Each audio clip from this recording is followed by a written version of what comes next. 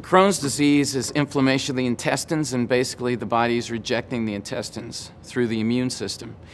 And it can be a very messy disease, because in dealing with the intestines, you start to lose weight, you start to have a lot of diarrhea, vomiting. Basically, the doctors don't know how to cure it. They don't know what causes it. I'm very thankful for the medicines and the operations that they have, but they still don't know how to fix it. And growing up with the illness, I spent a lot of time in the hospital. I was fed intravenously or through nose tube pre-digested food for a lot of my young life, and had about 3 operations where they took out 8 feet of my intestines. And so I grew up in a very different environment than my peers. And, my friends were always playing outside, and I was felt like I was trapped inside. In fact, I spent so much time in the hospital is where I learned how to play guitar. So what Satan means for evil, God always uses for good.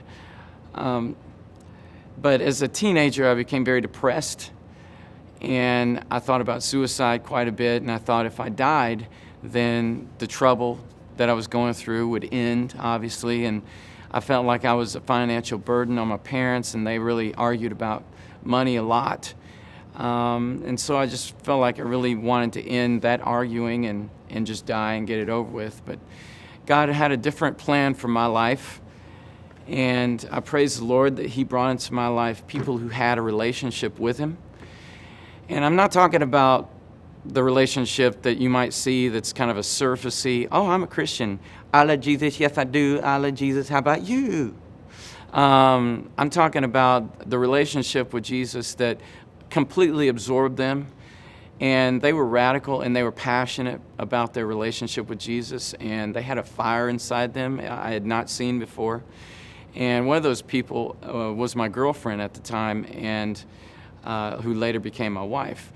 And she used to tell me, God's going to heal you, and you're going to have a healing ministry. I'm like, what are you talking about? Because the whole thing was so foreign to me.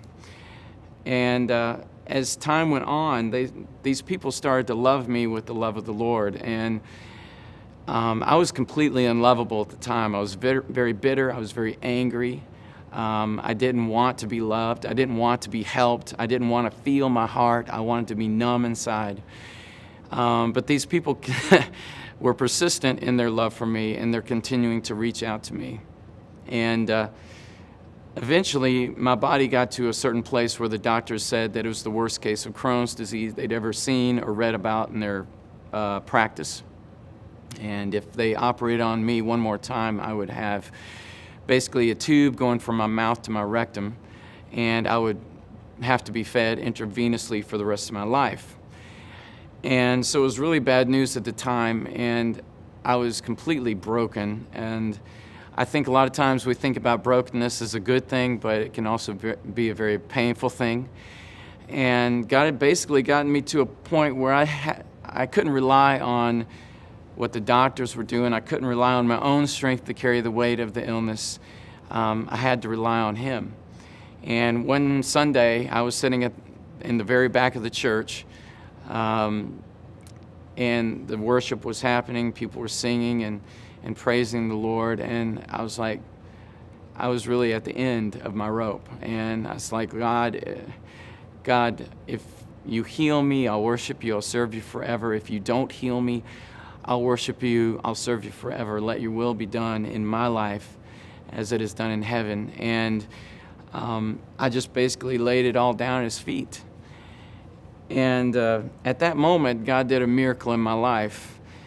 Maybe not the miracle you're thinking about, but He took all the pain and the depression and the emptiness out of my heart, and He put into me peace and this joy and this love that I'd never felt before in my life. I'd never felt God's love for me until that day. And I felt like this freedom had come over me. I felt like I could fly around the room.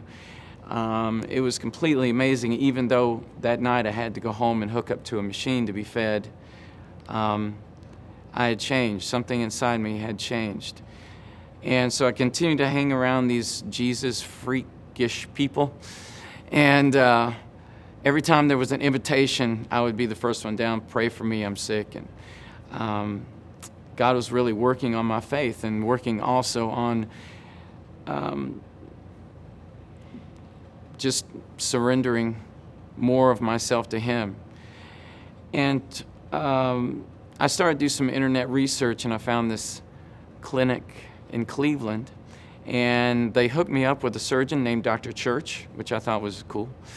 And he was a Christian from New Zealand who loved the Lord, and I told him what the doctors had said about my situation, and he did an operation, and a couple of weeks went by in recovery, and I went into his office, and he said, "You know, Rick, I opened you up, and I found 2 inches of scar tissue from the previous surgeries you'd had, and I took that out. It's no big deal."